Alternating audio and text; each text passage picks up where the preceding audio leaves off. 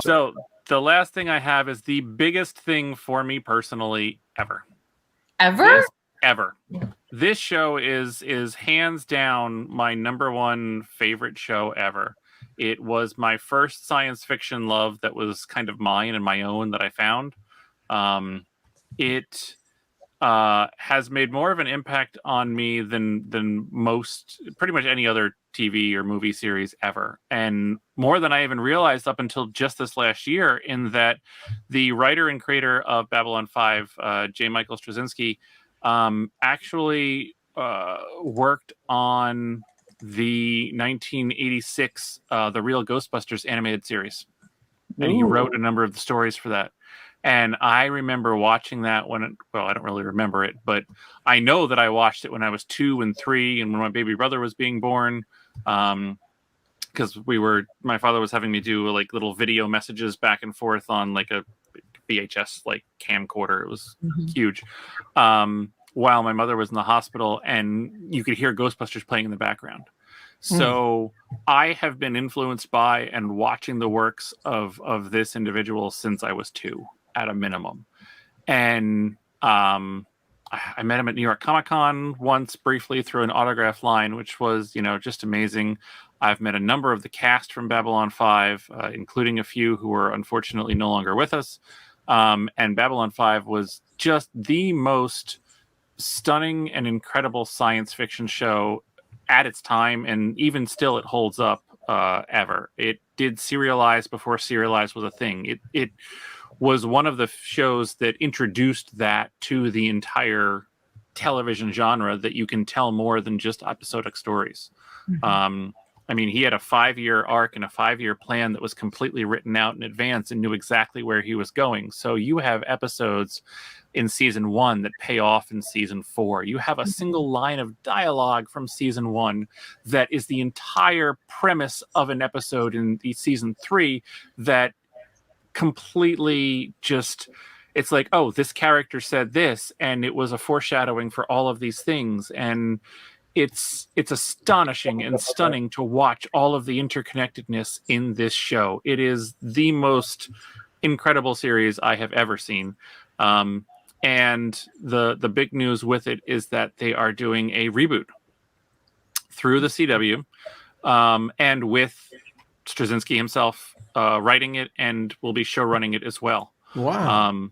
They are giving him an incredible amount of latitude, apparently, because the network both has apparently a lot of fans of the show who are up in high levels there, and understand that the storytelling in the way that he does it requires his hand and his control on it. The original Babylon 5, he wrote, I believe, 92 of 111 episodes. Wow. The cohesiveness of the voice of the characters and of the story and the plot lines and everything that went through it is just bar none. Writers' rooms are great, and he certainly had his share of writers who came on. But he wrote in the entirety of seasons 3 and seasons 4, and there is no television anywhere that even comes close to rivaling those seasons. It's just so unique and so deep and incredible, and I've had my wife actually coming back and rewatching it, and we've literally burned through 4 seasons in the last couple months, because she's just, we could just watch more of that. Like, that'd be great. Let me ask you, is this streaming anywhere? It's streaming on HBO Plus, or HBO Max. I'm sorry. HBO actually went and just in the last year or so remastered all of the non-digital effects, but the actual film strips into high definition, and it looks gorgeous. Let's told me on this show. Let's put it on the docket. We've been doing a lot 100%. Of episodic watch long parties. This sounds now, because remember, we were talking about maybe doing Star Trek, but if you have a preference, we can do one or the other. One, the other, both. They all have their qualities. Babylon 5 in particular, the original, one of the hardest things about it was that season 1 establishes so much of the universe that it's a little hard to get through season 1. I will freely admit that, because there is so much there. But once you get into 2, and then by 3, forget it. And then you're realizing that, oh my God, all these little nuances and a lot of the political drama between the alien races and the things that, why did this take an entire episode, or why did, at the time, like, this is a slog to get through. You're watching all of these things pay off. I mean, you're watching species rise and fall and intergalactic conflicts, start from nothing. The characters, they're just some amazing character actors. Andreas Katsulas is not somebody you would necessarily know by name, but man, the characters he played, you would recognize from whether it was a Babylon 5 or a Star Trek. He could play such emotion through so much prosthetics. It was just amazing to watch. He did it when he played Romulans on Star Trek, and he did it when he played Jakar on Babylon 5. Amazing. And that's unfortunately one of the great things about the series and its history, but one of the hard things about this reboot, in that almost more than half the cast has already left this plane of existence. They've already all died. There aren't enough cast members left to do justice to a continuation story, which obviously is what, I think a lot of people would want, but, everybody's partner, if you will, whether it was a diplomat and his attaché, or two lovers, or, those core kind of everyday people who you need to relate to the space station space, they're all dead. Like, you can't bring them back and you can't use them. So I think as much as I would love to live in a world where, like, all the next gen crew is still there. You could do a next gen movie tomorrow. Right. You can't do that with Babylon 5. You haven't been able to for well over a decade. So being able to kind of reboot it, to, have him take a look at everything that's happened since Babylon 5 and how would those impact future storytelling and future aspects of a fictional world like that.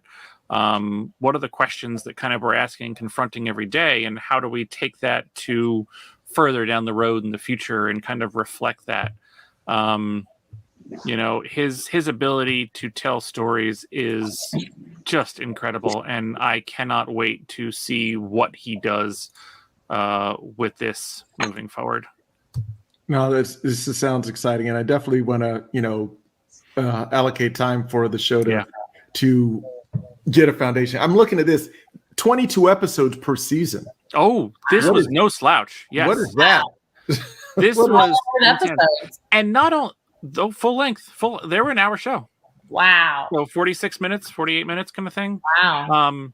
And he's more accessible than any other writer or anything I know. I have the entire complete set of all of the scripts for all of the episodes. I have the original show Bible for Babylon 5. He put all this out. He's been online communicating with fans back when we still did it through, what do they call them? Chat rooms and message boards. I've got 5 books of just his answers and communications back and forth with the fans from back then. He is thoughtful. He is intricate. He is engaged. He sets his boundaries well. And you have to respect that. But man, his ability to tell a story and craft a universe is bar none. And, there's certainly some, why can't you take a new franchise? Well, Babylon 5 was ahead of its time in that it did have a spin-off, and it did have made-for-TV movies at the time that didn't even feature some of the main crew and the main cast. Oh, wow. So it was trying to do an open universe, a shared universe that everybody wants to do 20 years before its time. Wow. So if he can recreate that kind of storytelling in that world and that richness of entertainment now, in the B5 verse could be bigger than the Arrowverse has turned into. And that's incredibly exciting. Yeah. Nice. Good ship. I'm in. Yeah. We're gonna have to go back and watch the original. Yeah. I think I got into like a couple of episodes when it started off, but then again, I think it came out. I think Deep Space Nine came out pretty much all at the same time. And I had unfortunately had loyalties with Star Trek because I know that universe, and I know that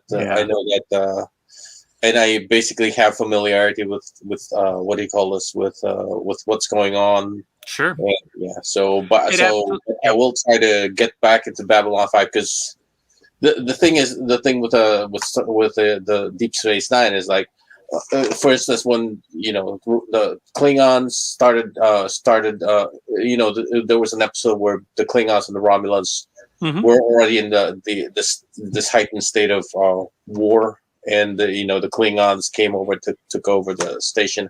I was going like, well, I know that story because it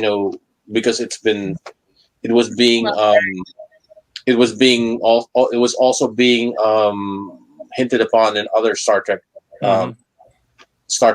series. Yeah. But I do want to get, now that you'd say that first season's kind of hard to get through. I might try because I think there was something also about the first season that kind of hard. Oh, it's a lot of interspecies politics. It's a lot of kind of laying the foundation and giving you all of the backstory, which is a lot and somewhat dry for that kind of understanding that you already have with Star Trek. Mm-hmm. And it builds into a universal conflict that's bigger than the Dominion War. I mean, without question. And I would even argue that some of what Babylon 5 was able to do with their serialized storytelling was what led to the interconnectedness of the Dominion War in seasons 5 and 6 and 7, and then Enterprise for how well that worked or didn't work, as well as other TV shows. Like it told a story so cohesively and so coherently that people realized it could be done. And I mean, part of the tragedy of it all is that it didn't even end as a series because ratings failed. Ratings were at the top. Literally, the network it was on failed. And it was picked up like last minute by a whole different network before it was even a thing to do. So trying to do that and everything back, 20 years ago, switch networks and tell a story when, the story had to be wrapped up a little bit quicker than it would have been according to the Bible because, the network was dying and there was no season 5 because there was no network that would be around in that year. That was a little hard. And then to tell stories after and to try and kind of resurrect it and stuff, like it had some things, and it had a spin-off series called Crusade, which was the same kind of picking up after the events of Babylon 5 and other stories, and had another 5-year plan, but again, had to kind of build more of that history and on a new network that just, it wasn't there. So yeah, the possibilities and the opportunities for Babylon 5 were cut short just due to its circumstances, but the market left on television in general and the history that it's had since then, I'm so excited for this. I can't even tell you. And I when I was looking at the cast, I remembered Bruce Boxlight. Yeah. Tron. Yes. Exactly. I mean, you talk about yes. Yeah. And he was also in Tron Legacy. For a little bit, yeah. Cool stuff.